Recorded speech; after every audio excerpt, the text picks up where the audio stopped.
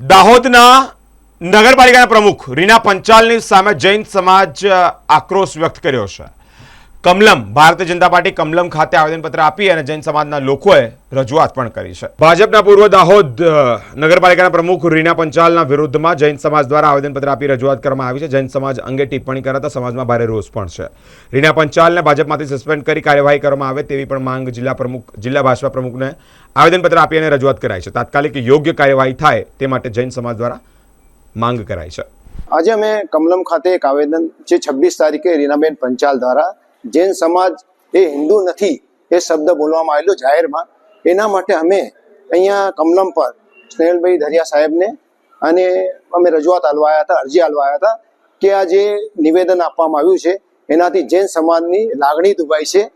કાલ ઉઠીને બીજા સમાજને પણ આવું ના થાય અને કોઈને દુઃખ ના પહોંચે એના માટે અમે સ્નેહલભાઈ ધરિયાને રિક્વેસ્ટ કરવા આવ્યા કે તમે આના પર જે બી હોય એ સખ્તમાં સખ્ત કદમ ઉઠાવી અને એમના પર કોઈ બી જાતનું એક્શન લેવા માટે એક્શન લે, તાકી ભૂલથી બીજા સમાજને બી લાગણી આવી રીતે ના ધોવાઈ શકે।